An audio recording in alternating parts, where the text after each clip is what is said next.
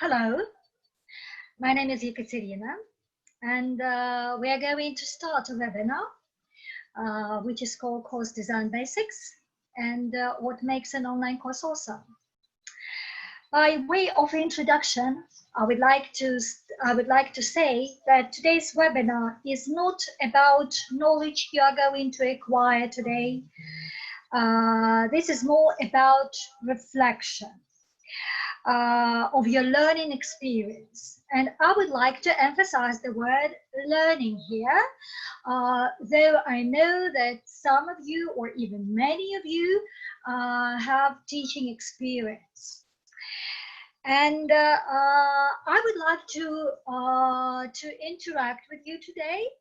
So if you have any ideas, you're more than welcome. You're more than welcome, and so use our chat box and type. So what you think about? So what you think when I ask you questions? Because today I'm going to ask a lot of questions so that we will reflect on this learning experience. So the name of this webinar, what makes an online course awesome? And the first thing I would like to address is to your experience of any ineffable course you have had in your life. Could you please reflect? Just a moment. Could you please reflect? So just reminisce being in this course. So what made this course awesome? I hope that you have that you may consider any course, and so you may keep it in mind. And I would like you to use your chat box and just think, reflect on what made this course awesome. Okay, so I'm expecting to get some answers in the chat box. And again, I would like to reiterate my idea that I will interact with you a lot today. So this webinar is based actually on your answers. So you're more than welcome. Again, think about the course you have experienced that you consider it to be the best one in your life. It could be either a university course, or it may be online course or offline course or a blended one. It doesn't actually matter. So you may think about the course and just reflect on the aspects which made this course awesome. Why you so think why you remember it. Okay,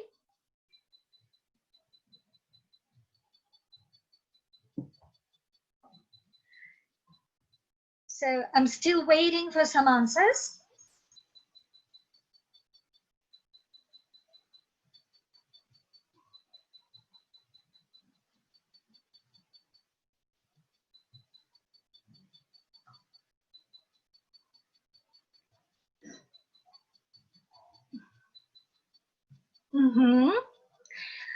Thank you, Anna. So Anna noticed that interaction makes so is one of the moments that makes a course memorable, right? Clarity of the material. Thank you. Mm-hmm.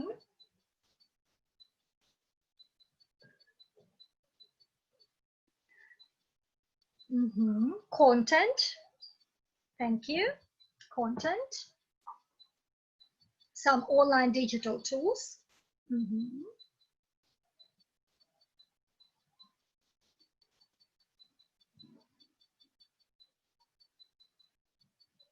Mm-hmm. Okay. Any other ideas?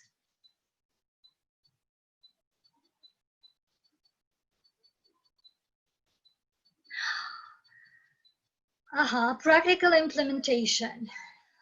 Thank you, Anastasia. Practical implementation. Yes, we're going to talk about this today a lot.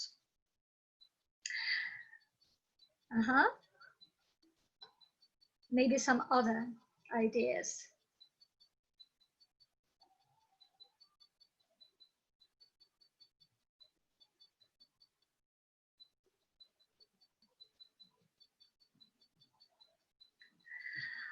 Okay, so far you have mentioned interaction, the clarity of material, the content itself, some practical implementation. Thank you very much. So we move on, and I would like to reflect of, so let's imagine we are going to design a course. Well, actually the subject doesn't matter here, but nevertheless, we are going to design a course for these cute kids. So look at them and use your chat box to produce your ideas about what you would implement in the course, what the content would be, maybe some techniques you would use in this course. So what matters for these guys? So your ideas, please.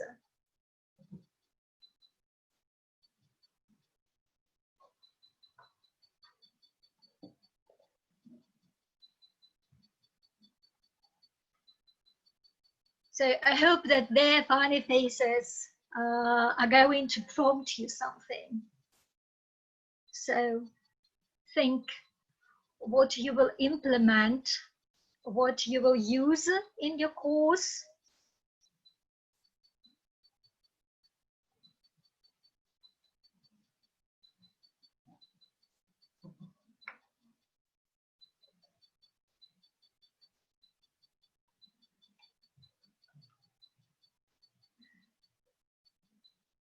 Just give your ideas. Any ideas will help, right?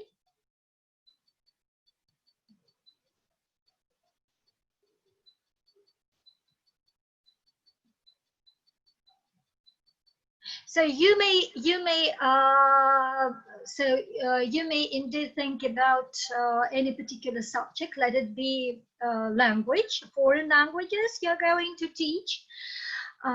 So just think what you are going to use. So how would you teach these children? What would you use?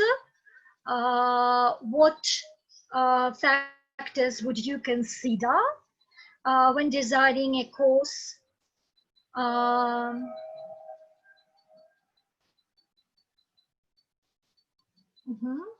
Something about discipline. So Anna think I'm not sure. Yeah, of course we're not sure. Of course, all children and all learners are individual ones, and you can't even be definite about what you're going to encounter when you face these learners. But you may expect something, or even anticipate any problems that you might have to tackle. So that is why so your ideas are more than welcome. So we are just thinking, we are reflecting, and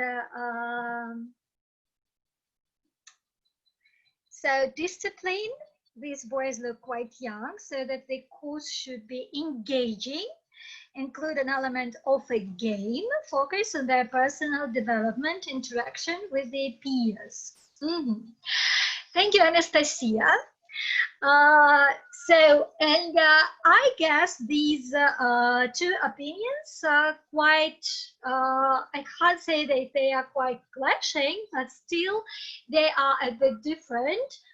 So Anastasia is confident, I will probably use this word here, that we should include games, and our course should be involving and engaging for these learners, while Anna thinks that something about discipline.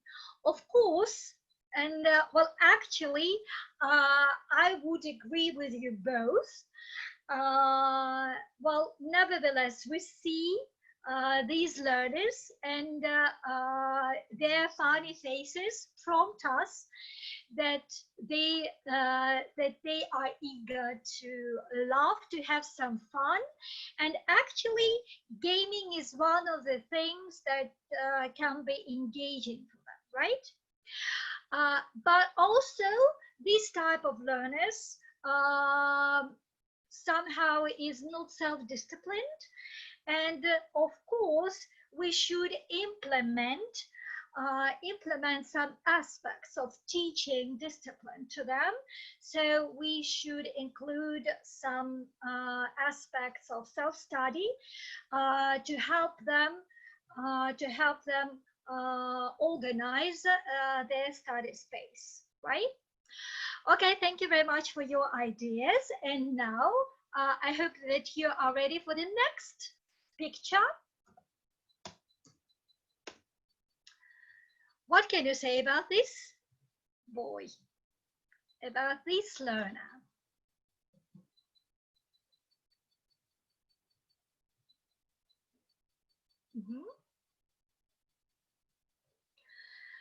Maybe you will think about the topics that would engage him, or some techniques that he would probably find engaging, etc.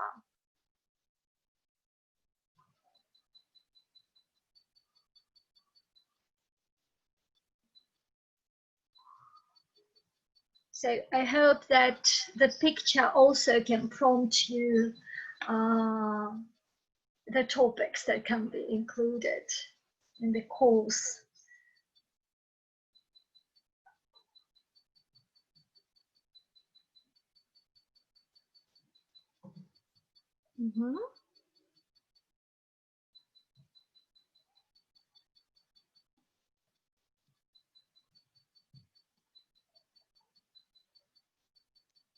Look at the picture, identify what he is doing, and maybe you will have some ideas about the course that he might find interesting and engaging.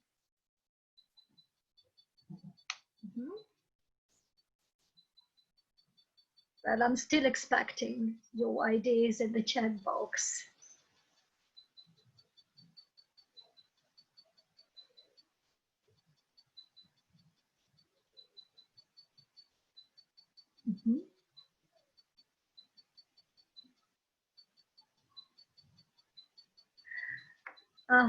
Anastasia, thank you.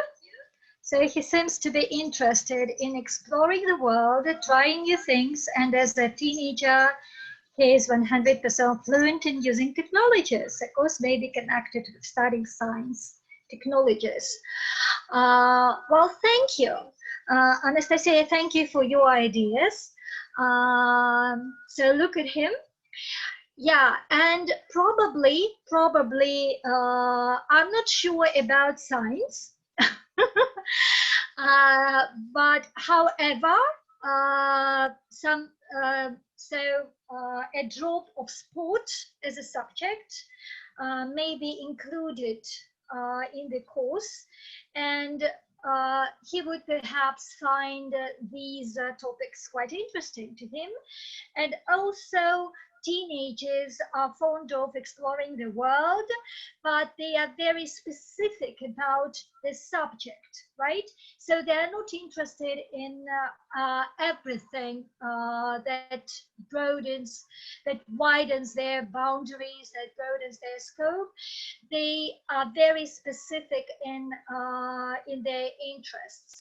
So it means that if you include, so you will never know whether sport can be found engaging to him, or it could be art or science or music. So it depends, but you can touch your audience. You can touch, and if you realize that he is doing some sports, as we can find it in the picture, then probably this topic would be of a particular interest to him. Well, thank you. And now we move on to one more picture. Look at this man. And also, I'm expecting your answers in the chat box. So what can you think about the elements that can be included in the course? What can you say about this man? Whether he is ready to study in his age or not. So maybe you will also think about contrasting things between the previous potential learners that we have discussed and this very man. So what will differ the course for this very man and for the learners we have discussed? The course for teenagers, the course for kids.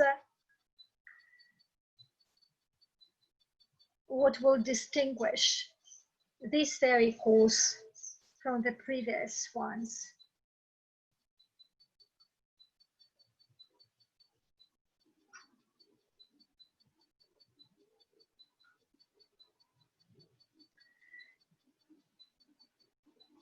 Yeah, I also hope that the picture will prompt you something.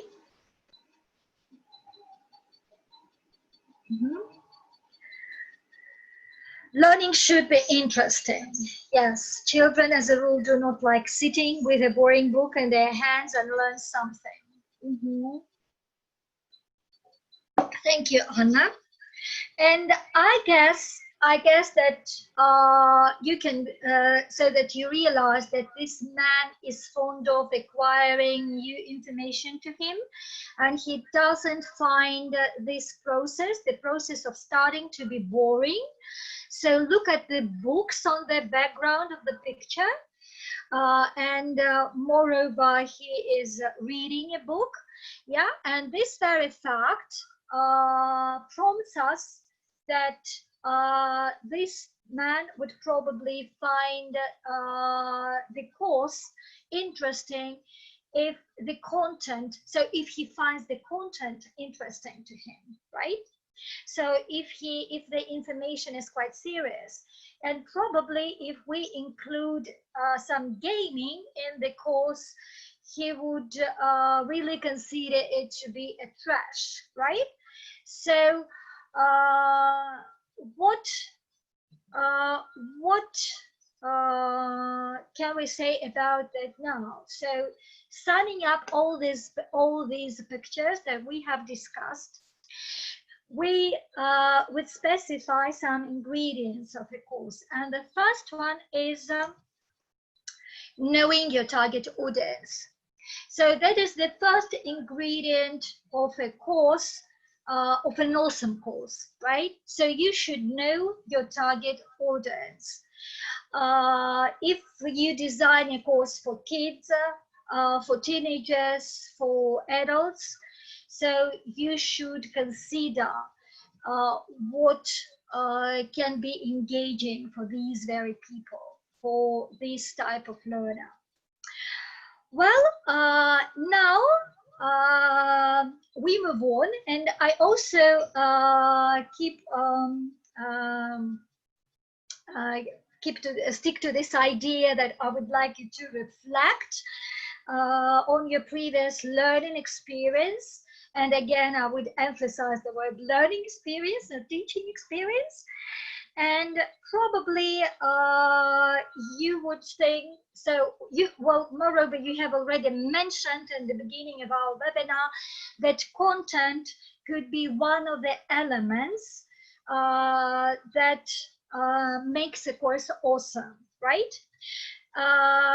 Maybe you have had this experience when after the course you have taken, you think that there was a quite epiphany, there was much information that you found interesting, and you were flooded with this information, and so it was like a fireworks, right, when you were overwhelmed with the information you obtained. So it brings us to the next ingredient I would like to expound my position on, and that is content. Of course, content should be engaging. Content of this course should provide to your listeners, to your learners, much information that could be new to them. But I would also address to your experience, to your life experience. I'm afraid that most of you have ever faced it. Do you remember that you have? Well, I will give you the example. Let's imagine you're taking a course in history. So it's not exactly the subject we are talking about right now, but let's imagine that you are taking a course in history. And this course includes lots of videos about history events, about the analysis of history events, about the so that gives you much information that you find brand new, that you have never heard before, and this is actually it. So you finish this course and you are flooded with this information, and afterwards you feel happiness, you feel even elated that now you have become an expert in history, and you can share your experience with the others. Yeah, so this is this is a feeling of a holiday, right? So when you are so elated that you would like to share the information that you have acquired during this course with your relatives, friends, and others. But some time passed, for example, just 2 months or even a year, and so this experience blows off like a balloon, right?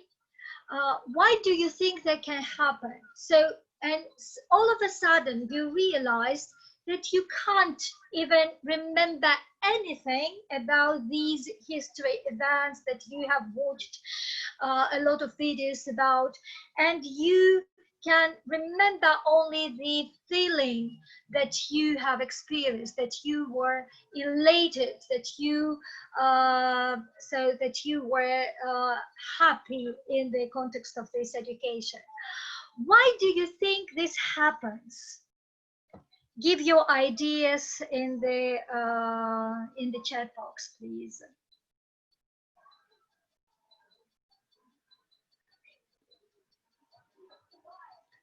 So give your ideas. Why it happens so? Why it might happen so? So when you are overwhelmed, when you have obtained lots of information, you're very happy that you have had this experience, but all of a sudden you have nothing to share.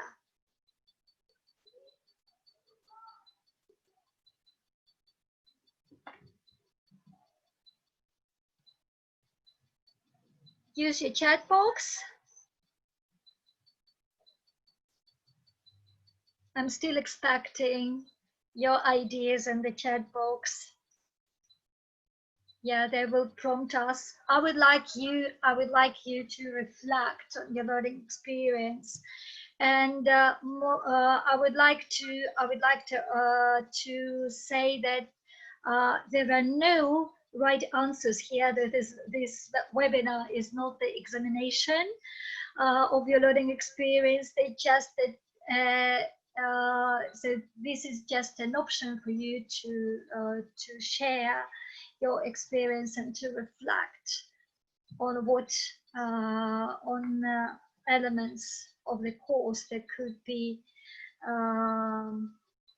that could make this course awesome, or any course awesome, right?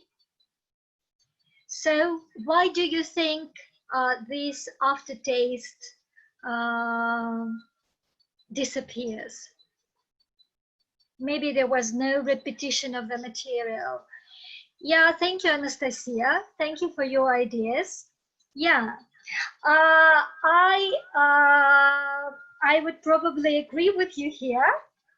There was no repetition, and I have not mentioned any exercises that were included in this course, right? I have mentioned just the videos, online videos that gave lots of information to the learners. Well, and actually, this is all about appropriate teaching process. You see, so when we speak about appropriate teaching process, it is not about giving examples or giving information and expecting your learners, expecting your students to produce this information. I will give you an example. Look at this business letter. So this is an example of a business letter, right? What if a teacher, if a language teacher gives his or her learners this assignment? Look at this example. Look at the example of a business letter. And now I'm expecting, I would like you to write a similar business letter. Do you suppose that your learners will easily do that? I guess not. Why? Because there is no teaching process here. Giving an example without underpinning some exercises, without underpinning some other guidance, is not teaching. It is just giving example and that's it. If we would like to teach our learners to do, if we want our learners to produce something on their own, then we'd probably organize the teaching process in a different way. Maybe you will contradict and say that some of the students are capable to produce a business letter of their own. Of course, I say that you are right. because there are some students, there are some learners who have this language background and they have some proclivity to languages, and for them sometimes, so they are just adept students, right? So for some students it is enough to show the sample and they will gladly produce everything according to the example. But I will give you one more example. Look at this drawing, please. This is a drawing of a rose, right? What if I give you this assignment? My dear students, my dear learners, look at this drawing and produce the same. Would you be capable to draw a rose? Imitating is not enough. When we design a course, we should think about the way we're going to provide some guidance to our learners, to help them become independent learners. And here, I would like to emphasize the idea that our learners should be independent, should independently do anything we teach them during the course after they finish this course. So maybe we are teachers, we are very ambitious and we would like to think that our learners can't do anything without our help. Maybe so this feeling gives us a sort of satisfaction, but if we have this feeling, it also means that we are not very good teachers, for the reason that teaching should help your learners become independent. Well, and we move on. And also, so the next aspect I would like to touch here is assessment we produce. So if we want our students, if we expect our learners to write a business letter on their own and acquire the skill of writing business letters, would you give the quiz of terminology? I mean, would you check whether they know the terminology of business letters or not? Probably yes. You would say that that terminology is just knowing terminology is also a skill, that your learners should know this terminology to be able to produce a business letter on their own. But my question is, would it be enough? Of course not. You should help your students to produce. So it means that if you would like to teach them how to produce these business letters, you'd probably embed some other assignments that would also check whether they have acquired this skill. And terminology would be, and these quizzes would be just a part of this very process.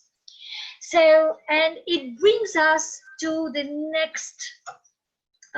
next element. And this element of an awesome course is relevant assessment. If we want our teachers, if we want our learners to speak, what kind of assignments we should provide? Of course, speaking assignments, but speaking assignments are not the only assignments we should provide. We should also help them so to speak, right? We should give them the structure.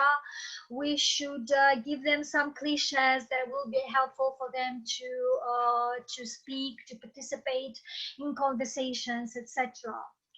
So that is why, and well, moreover, these relevant assessment tools also could be also included in the teaching, so in appropriate teaching process. You see. So you should give guidance to students. You should give guidance to your learners. The ones that will help them attain their goals. And moreover, when designing a course, you also should think about the way you're going to give some feedback to your learners. They may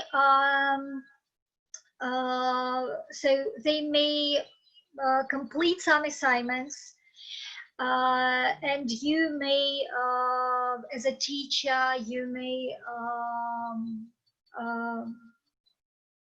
so make amends to the to this assignment or give your recommendations. But the most important factor is how much feedback you give, how much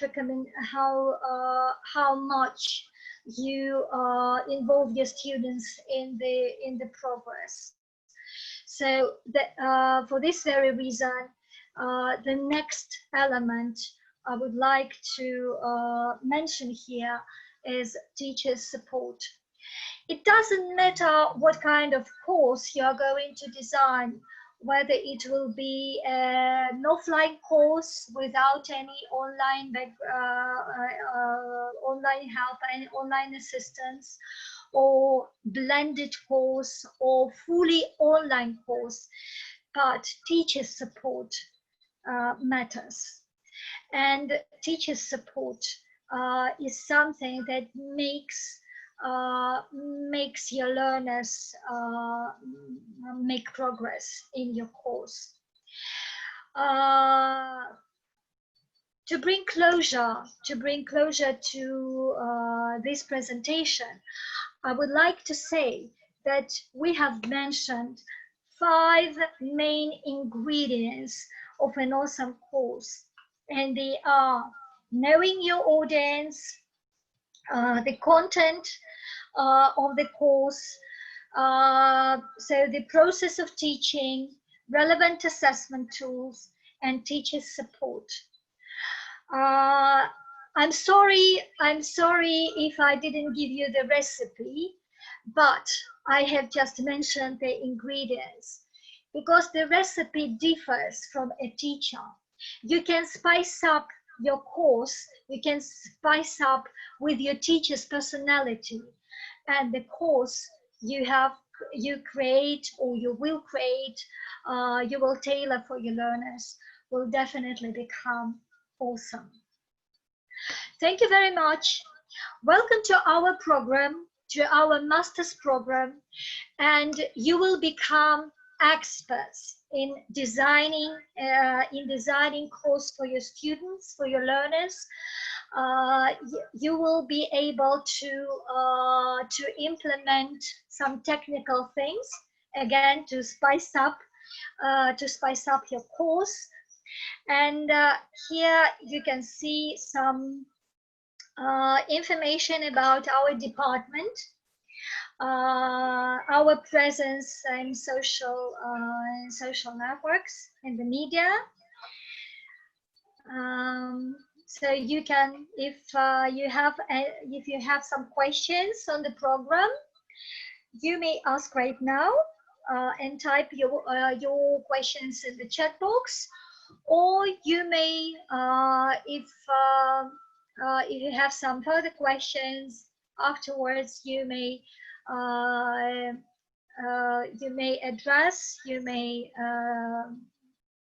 text messages, you may write emails to us.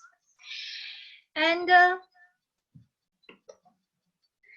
so this is a piece of information about our programs, about our international master programs. So we have two programs under the major of linguistics. They are communications and international public relations, and second language teaching and pedagogical design in digital environments. And I would also like to emphasize that this webinar is one in the series of webinars. So you will also have a chance and get pleasure next week if you visit our next webinar on material design for online teaching. Thank you very much. So I will be glad to answer your questions.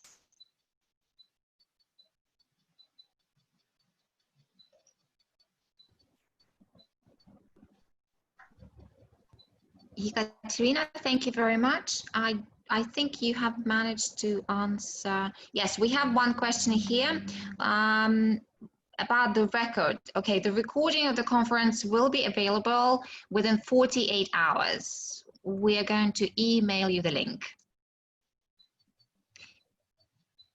Thank you very much, Ekaterina. I don't think we have any questions left. Mm-hmm. Yeah, so yeah, I see that some of you mentioned limited feedback. Of course, limited feedback gives us gives a teacher more freedom. I mean, so it is not engaging, but sometimes limited feedback could be very fruitful. You see, so limited. I'm not talking about detailed feedback, right? That you have to write a whole page of recommendations that could students use. But a modicum of accolade would be very helpful to your students, to your learners. It's not about the marking, right? It's about the formative assessment. So that will be very helpful for your students, for your learners to move on, right? So that's why the feedback could be limited, but it may be very profitable sometimes.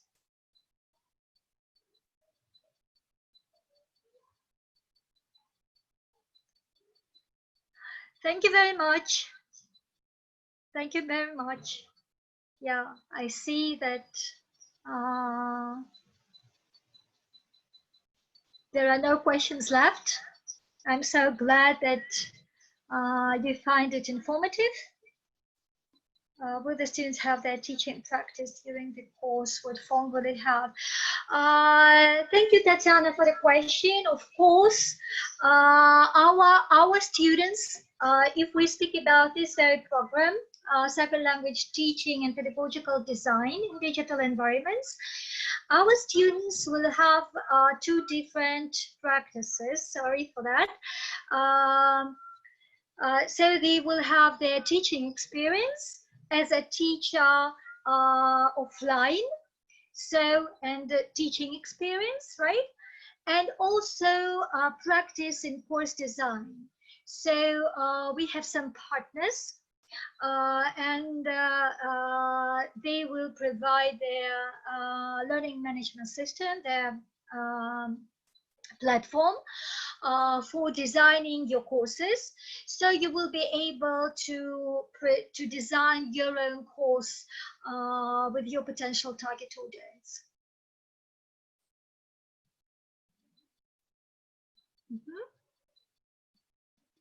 So I'm looking forward to the beginning of the course. Thank you very much. Thank you, Tatiana. Thank you very much.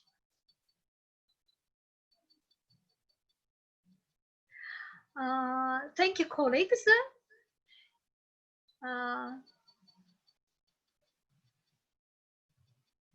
Let's see, do we if we have some more questions left.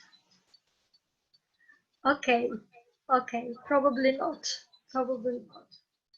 Thank you very much. I guess that's all for today.